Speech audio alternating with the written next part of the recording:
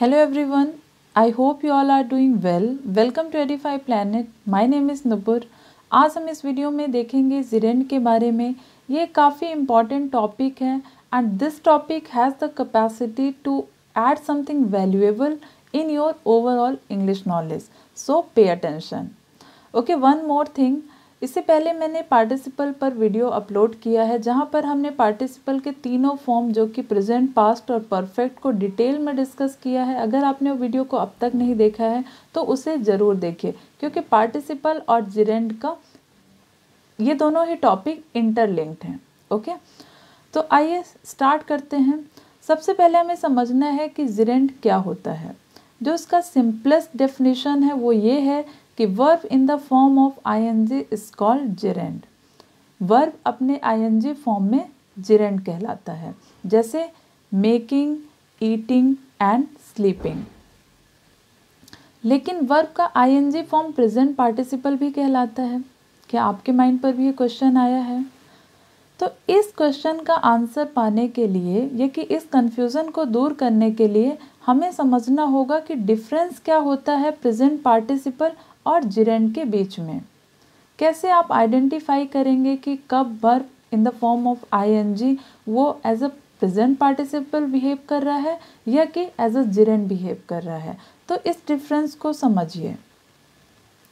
देखिए, जब वो प्रेजेंट पार्टिसिपल होता है, मतलब प्रेजेंट पार्टिसिपल का कहने का मतलब है verb in the form of ING, और वही मतलब जिरेंड के लिए भी है. दोनों में ही वर्ब आईएनजी फॉर्म पे आता है. तो जब भी मैं वर्ब बोलूँ तो मतलब मैं रेफर कर रही हूँ वर्ब के आईएनजी फॉर्म को.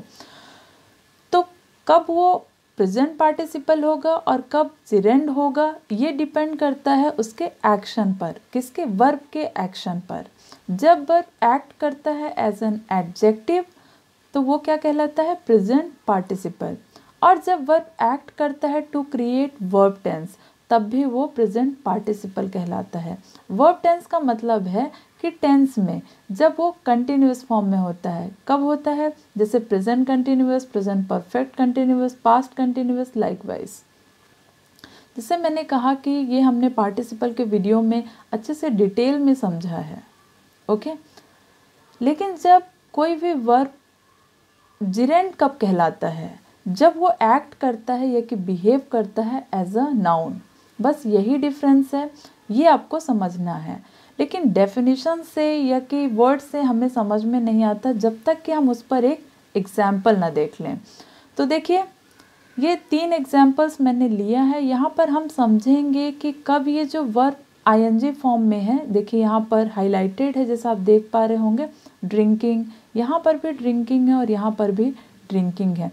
अब हम इसके एक्ट को समझेंगे कि किस सेंटेंस में वो जो वर्ब आईएनजी फॉर्म में है वो कैसा एक्ट कर रहा है, और वो जैसा एक्ट करेगा वही डिसाइड करेगा कि वो प्रेजेंट पार्टिसिपल होगा या कि जिरेंड होगा.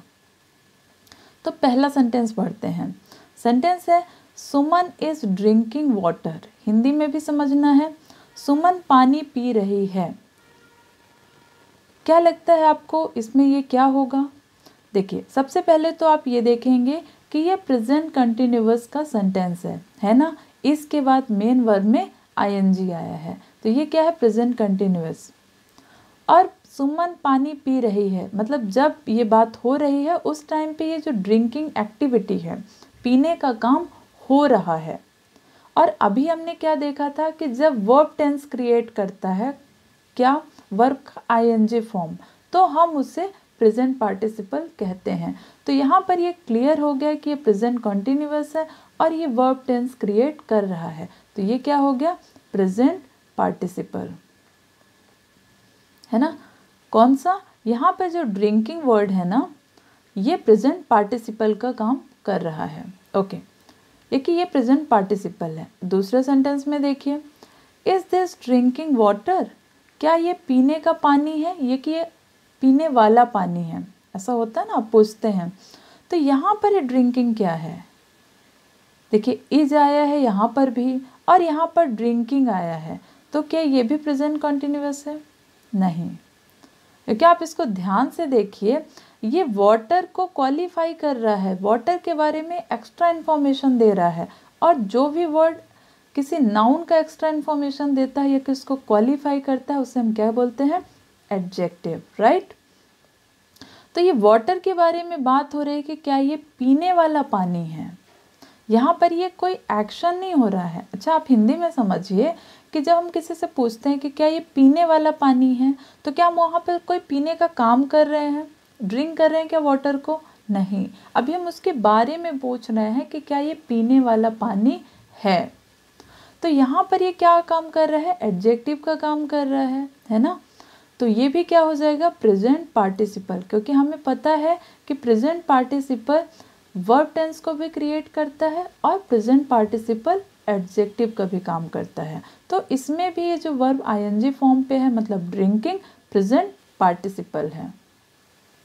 थर्ड सेंटेंस देखिए, drinking water is good for health. पानी पीना हेल्थ के लिए अच्छा है या कि अच्छा होता है। तो यहाँ पर क्या है, क्या ये प्रेजेंट कंटिन्यूअस है, क्या ये एडजेक्टिव का काम कर रहा है, क्या ये यहाँ पर ड्रिंकिंग वाटर बोल रहा है, पीने वाला पानी गुड फॉर हेल्थ है, नहीं, ये दोनों ही इसका मतलब नहीं है। यहाँ पर कहा जा रहा है कि जो पानी पीने की एक्टिविटी है ना, पानी पीना, हिंदी में भी समझिए, पानी पीना, जो पानी पीने का काम है वो क्या है, गुड फॉर हेल्थ है। तो आई होप आप डिफरेंस समझ पा रहे होंगे। और ये यहाँ पर एज अ सब्जेक्ट आया है ना। और आपको पता होगा कि सब्जेक्ट या तो नाउन होता है या तो प्रोनाउन होता है। और अगर नहीं पता है तो ये बात अभी समझ लीजिए कि सब्जेक्ट या तो नाउन होगा या तो प्रोनाउन होगा, इसके अलावा तीसरी कोई चीज़ नहीं होगी।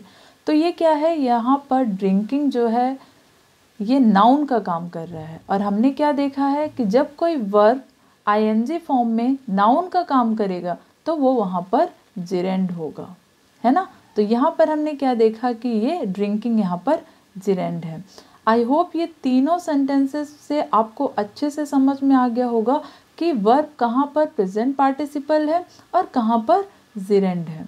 अगर कुछ परेशानी है, क्योंकि हर किसी का लेवल अलग अलग होता है, तो आप इन सेंटेंसेस को अपनी कॉपी पर लिखें और उसको हिंदी के साथ अच्छे से समझने की कोशिश करें।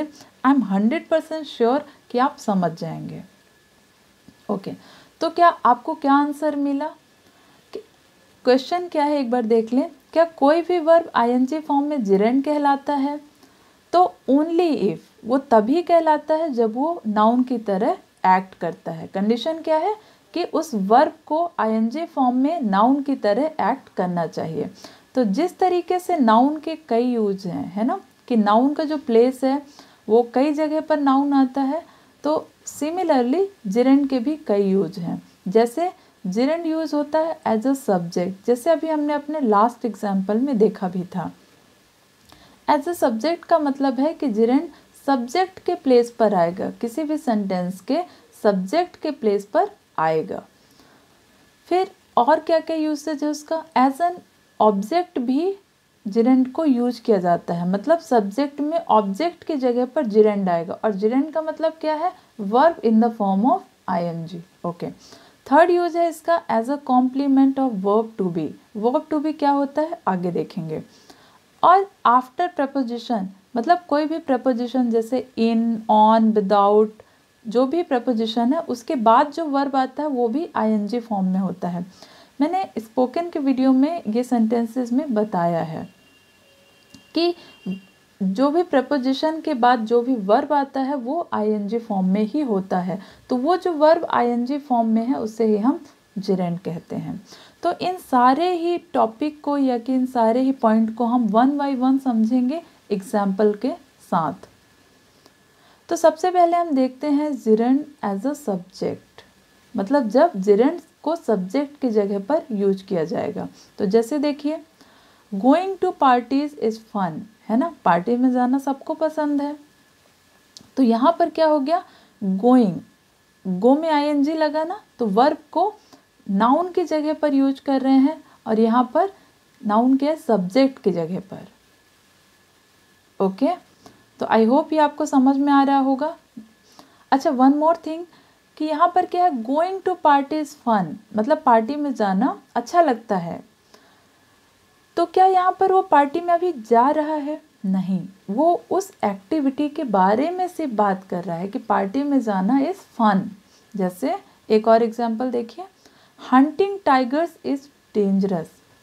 टाइगर का शिकार करना क्या होता है? खतरनाक होता है। तो क्या उस समय पर वो टाइगर का शिकार कर रहा है, हंट कर रहा है? नहीं, बल्कि उस एक्टिविटी के बारे में बताया जा रहा है। तो यहाँ पर कोई काम हो नहीं रहा है, बल्कि उस एक्टिविटी के बारे में बात हो रहा है। तो क्या हो गया? हंटिंग देखिए यहाँ पर सब्जेक्ट की जगह पर आया है ना, तो यहाँ पर जिरेंड एज ए सब्जेक्ट यूज हो रहा है। और brushing your teeth is important. दांतों की सफाई करना, दांतों को ब्रश करना क्या है? इम्पॉर्टेंट होता है। तो यहाँ पर क्या आप उस समय पर ब्रश कर रहे हैं? नहीं, आप सिर्फ बता रहे हैं, उस एक्टिविटी के बारे में बता रहे हैं कि brushing your teeth is important. तो यहाँ पर ब्रशिंग क्या है? एज अ सब्जेक्ट यूज हुआ है। अब हम चलते हैं जिरेंड को देखेंगे एज एन ऑब्जेक्ट, कि जब जिरेंड ऑब्जेक्ट की जगह पर यूज होगा। जैसे ये वाला सेंटेंस देखिए, आई इंजॉय रीडिंग, मुझे पढ़ना पसंद है। तो इसमें मेन वर्ब क्या हो गया? इंजॉय हो गया ना। और ये कौन से टेंस की बात है? Present indefinite. क्या है? आई इंजॉय रीडिंग, मुझे पढ़ना पसंद है। क्या आप उस समय पर पढ़ रहे हैं? नहीं, आप उस एक्टिविटी के बारे में बता रहे हैं। तो क्या हो जाएगा? I enjoy reading. दूसरा, आई लव डांसिंग, इसमें मेन वर्ब क्या है? लव। और दूसरा क्या है? डांस करना, मुझे डांस करना पसंद है। तो आप कैसे बोल सकते हैं? I love dancing. Next sentence है, Sumit enjoys cooking a lot. Sumit को क्या पसंद है? खाना बनाना पसंद है ना। तो इसको क्या बोलेंगे? Sumit enjoys cooking a lot. तो यहाँ पर आपने देखा कि जिरेंड ऑब्जेक्ट की जगह पर यूज हुआ है। एक और बात मैं यहाँ पर बताना चाहती हूँ कि आप इसे एक और तरीके से याद रख सकते हैं। जैसे इंजॉय भी वर्ब है ना, और रीडिंग भी वर्ब है। दो वर्ब कभी भी एक साथ सिमिलर फॉर्म पे नहीं आते हैं, मतलब उनका फॉर्म चेंज होगा। फॉर्म के बारे में मैंने पार्टिसिपल पर बात किया है। मतलब जैसे ये बेस फॉर्म पर है तो ये बेस फॉर्म पे नहीं होगा, या तो ये इन्फिनिटिव के साथ आएगा, या तो ये जिरेंड फॉर्म में आएगा। मतलब या तो वो टू प्लस वर्ब का फर्स्ट फॉर्म, या कि वो वर्ब में आईएनजी के फॉर्म पे आएगा। तो ये भी तरीका है याद रखने का। अच्छा, लेकिन एक और बात है कि कुछ वर्ब्स ऐसे होते हैं जो कि पर्टिकुलरली या तो जिरेंड को लेते हैं या तो इन्फिनिटिव को लेते हैं, पर जनरल अगर आप ग्रामर पढ़ रहे हैं तो इसमें उसका इतना रोल नहीं है। तो आई होप ये आप समझ गए होंगे। अब हम पढ़ेंगे जिरेंड का use as the complement of the verb to be. ठीक है, तो सबसे पहले तो ये समझते हैं कि वर्ब टू बी क्या होते हैं। देखिए, वर्ब टू बी मतलब जो आप स्टेट को बताते हैं, जो कि अवस्था को बताते हैं। तो प्रेजेंट टेंस में अवस्था को बताने के लिए क्या क्या वर्ब यूज किया जाता है? ये हेल्पिंग वर्ब है ना, जिसे हम ऑक्सिलरी वर्ब भी कहते हैं, है इज, एम, आर। जैसे ही इज़ अ डॉक्टर, वह एक डॉक्टर है। तो क्या यहाँ पर कोई एक्शन हो रहा है? नहीं हो रहा ना। क्या हो रहा है? उस हम स्टेट को बता रहे हैं, उस अवस्था को बता रहे हैं। और पास्ट टेंस की बात होगी तो वर्ब टू बी कौन से हो जाएंगे? वॉज और वर्ब। जैसे कि ही वॉज अ डॉक्टर, वो एक डॉक्टर था। यहाँ पर कोई एक्टिविटी नहीं हो रही है।